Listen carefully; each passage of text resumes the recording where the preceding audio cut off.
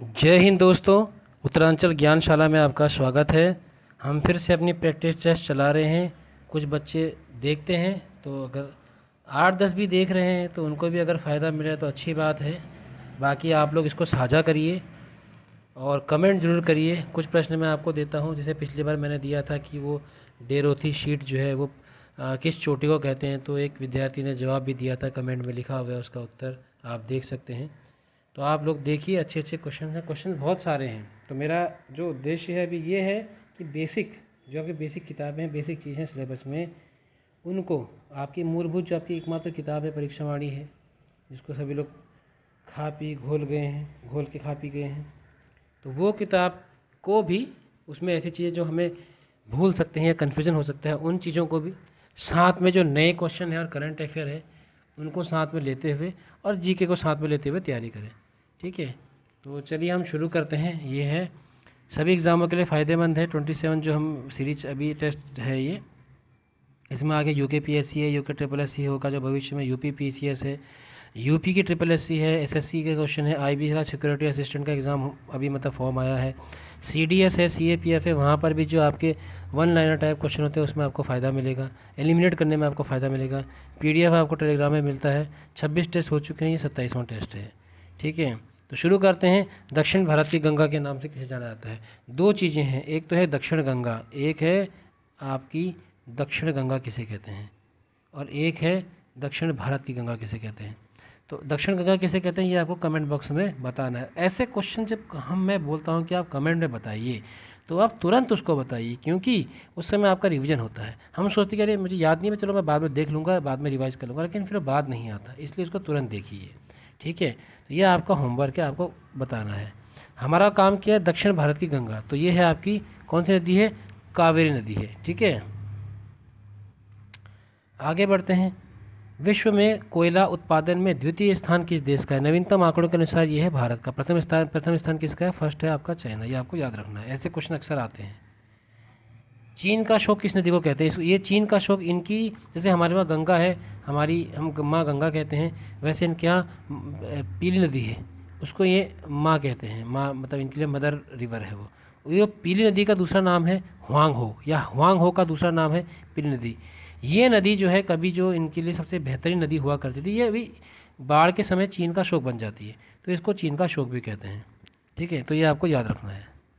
चौथा प्रश्न है, विश्व के महाद्वीपों का क्षेत्रफल के अनुसार सही अवरोही यानी कि डिसेंडिंग, जो इनका जो इंग्लिश हिंदी के शब्द नहीं जान पाते हैं उनके लिए डिसेंडिंग ऑर्डर लगाना है, यानी कि सबसे बड़े से छोटे की तरफ डिसेंड करना है। तो सबसे बड़ा कौन है आपको पता है? सबसे बड़ा आपका एशिया है। फिर आपका क्या है?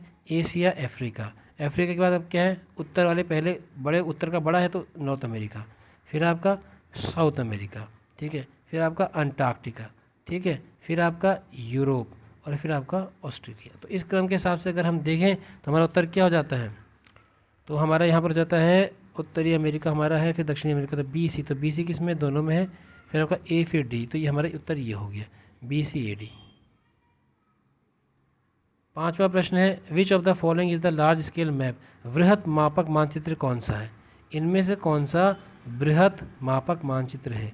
ठीक है, अब अगर आपको ये प्रश्न ना समझ में आए तो आप मुझे कमेंट में बताइएगा, इससे ये मालूम चलेगा कि आप लोगों को वाकई में देखना है, समझना है। अभी मैं आपको सिर्फ उत्तर बता रहा हूँ, लेकिन क्यों है ये हुआ, क्या ये पूछना चाह रहा है, अगर आप समझना चाहते हैं तो आप कमेंट में करिएगा, मैं इसको बताऊंगा ज़रूर। ठीक है, देखते हैं कितने लोग इंटरेस्टेड हैं। बताने का फ़ायदा तो तभी ना जब लोग देख रहे हैं। तो आप लोगों ने उत्तर दे दिया होगा, तो इसका सही आंसर हो जाता है आपका टोपोग्राफिकल मैप ऑफ देहरादून। 2023 में G20 शिखर सम्मेलन की मेजबानी कौन सा देश करेगा? 2022 में बाली इंडोनेशिया में हुई थी, 2023 में उन्होंने सौंप दिया है इसको, किसको? भारत को। ठीक है, कंप्यूटर शब्द की व्युत्पत्ति कहाँ से होती है, यानी कि कंप्यूटर शब्द का जो ओरिजिन हुआ है वो कहाँ से हुआ है? तो ये हुआ है आपका लैटिन भाषा से, कंप्यूटर से उसका मतलब होता है गणना करना।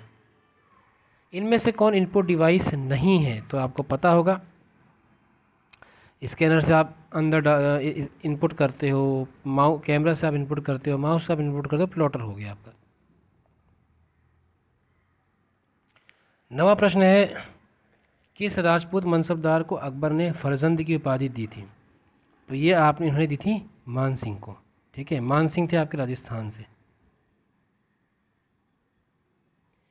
10वां प्रश्न है, औरंगजेब ने शाही बात उस जमाने की उपाधि किसे प्रदान की थी? ये इन्होंने की थी जहांआरा को। याद रखिएगा, बहुत महत्वपूर्ण प्रश्न है। थियोसॉफिकल सोसाइटी का मुख्यालय भारत में किस स्थान पर है? ये है आपका ओडियार में। इनके बारे में थोड़ा थोड़ा पढ़ते रहिए, कब हुई थी, क्या हुई थी। मैं ज़्यादा समय लग जाता है इसलिए मैं ज़्यादा नहीं बता रहा हूँ। तो क्वेश्चन से और क्वेश्चनों को आप टच करते रहिए, रिवीजन करते रहिए, रिवर्स रिवीजन। 12वां है, चोल शासकों के काल में निम्नलिखित में से कौन सा वॉरियम वित्त की देखरेख करता था? इनके समय में ना एक प्रबंधन था, मतलब वॉरियम जो कहते हैं उनको, वो वॉरियम हुआ करते थे। तो एक था आपका थोट्टा वॉरियम, थोट्टा वॉरियम था। अच्छा, एक था आपका एरी, एक था पोन, एक था ग्राम। ये तो हो गया गांव के कामकाज के लिए, ठीक है। और आपका जो पोन वॉरियम हो गया, ये आपका वित्त का देखभाल करता था। इसको आप पेन से याद कर सकते हो। जब हम वित्त का काम करते हैं, फाइनेंस का काम करते हैं, हमारे पास पेन रहती है, ठीक है। तो बाकी ये दो आपको देखने हैं। ये आपका, ये मैं आपको होमवर्क देता हूँ, ये दो, ये भी आपको देखना है। देखते हैं कि आप लोग देखते कि नहीं। थोड़ा सा आपको प्रयास, थोड़ा आप देखोगे ना तो इससे आपका दिमाग भी खुलेगा कि थोट्टा वॉरियम किस चीज़ का वो करता था, ठीक है। बहुत महत्वपूर्ण है, ये एग्ज़ाम में आ रखे हैं, ये इस टाइप के प्रश्न परीक्षाएं पूछे जा चुके हैं, तो आपको याद रखना है। अगर आप नहीं ढूंढ पाते हैं, चलिए मैं ही बता देता हूँ, फिर क्या आप लोग देखेंगे नहीं देखेंगे वाली बात हो जाती है। तो आपका जो पेन वारियम हो गया, वो तो हो गया वित्त की देखरेख, ठीक है। आपकी एरी वारियम हो गया पानी की टंकी, ठीक है। तो आपका जो एरी वारियम है कहाँ है? ये है, ये आपका पानी की टंकी वगैरह के लिए है, पानी टंकी। उसके बाद आपका बच्चा पोन हो गया, एरियम हो गया, फिर आपका एरी हो गया थोटम। थोटम हो गया आपका उद्यान, उद्यान के जो निरीक्षक होते हैं उनको कहते हैं थोटम वारियम, ठीक है। और ग्राम वगैरह के जो उनके उस ज़माने के वीडियो टाइप के लोग हुआ करते हैं, वो ग्राम कार्य वॉरियम होते हैं, ठीक है। तो ये हो गया। किस वास्तुविद ने ताजमहल का डिज़ाइन तैयार किया था? तो उस्ताद इस्माइल, ये आपका वर्तमान का सही उत्तर है। मध्यकालीन यात्री मार्को पोलो कहाँ से आया था? यह आया था आपका वेनिस से, यह आपका पांड्य देश में आया था। और पांड्यों के जो साहित्य हैं उनमें इनका वर्णन है। अकबर के समय सैन्य कमांडरों को किस नाम से जाना जाता था? यह आपको पता होगा, बख्शी। किस सिंधुकालीन स्थल से एक ईंट पर बिल्ली का पीछा करते हुए कुत्ते के पंजों के निशान मिले हैं? तो ये है चाहुंदड़ो से, चानहुंदरो इसको कहते हैं, चानहुंदरो वहाँ से। राष्ट्रीय दुग्ध दिवस को कब मनाया जाता है? तो इसको एक ट्रिक से याद रखिएगा, 26 नवंबर को दूध पीकर संविधान बनाया, संविधान बनाया। 26 नवंबर को दूध पीकर संविधान बनाया। तो यानी कि संविधान दिवस और राष्ट्रीय दुग्ध दिवस दोनों 26 नवंबर को। और 1 जून को होता है इंटरनेशनल वाला, अंतर्राष्ट्रीय दुग्ध दिवस, इंटरनेशनल मिल्क डे, ठीक है। ये आपको याद रखना है। राष्ट्रीय पोषण संस्थान कहाँ स्थित है? नेशनल इंस्टीट्यूट ऑफ न्यूट्रिशन, पोषण मतलब न्यूट्रिशन। कुछ लोगों को अंग्रेजियाँ समझ में आएगा तो उनके लिए ये हैदराबाद तेलंगाना में। भारतीय संविधान का कौन सा अनुच्छेद मूल अधिकारों को परिभाषित करता है? समझ 12 हो गया, की परिभाषा से संबंधित है, 12 हो गया। कौन सा उपनिषद सबसे विशाल है? आपको पता है, बृह मतलब बड़ा, ये वाला। किस चंद्र, अब यहाँ से उत्तराखंड के प्रश्न आ गए हैं, तो जिन लोगों का उत्तराखंड का नहीं है वो छोड़ सकता है, बाकी लोग उत्तराखंड वाले जरूर देखिए। तो कुमाऊं का स्वर्णकाल किस चंद्र शासक के काल को कहते हैं? ये है आपका उद्योत चंद, ठीक है। सही कथन चुनिए, आपका 22वां प्रश्न है। हमें 4 ऑप्शन दिए हैं, हमें सही बताना है, सही वाला प्रश्न कौन सा है। तो कस्तूरी पाया जाता है 1 वर्ष से कम आयु के नर में, 1 वर्ष से अधिक आयु के नर मृग में, 1 वर्ष से अधिक आयु की मादा में, 1 वर्ष से कम आयु की मादा में। अब देखो यहाँ से तो आप एलिमिनेट कर दो, मादा में तो होता नहीं है, तो दोनों कट गए। अब बचे ये दो, ठीक है। थोड़ा सा यहाँ पे क्वेश्चन, ऐसे क्वेश्चन बनाते हैं कन्फ्यूज़न, दुविधा पैदा करने के लिए, कन्फ्यूज़न उत्पन्न करने के लिए। तो अब क्या किया जाए?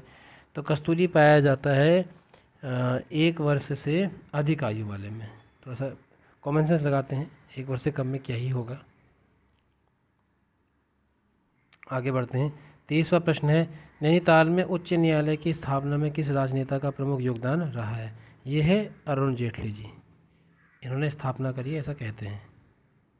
प्राचीन काल में किस क्षेत्र को शीरा के नाम से जाना जाता था, ये आपको पता होगा, आपका डीडी हाट, बहुत सुंदर जगह है।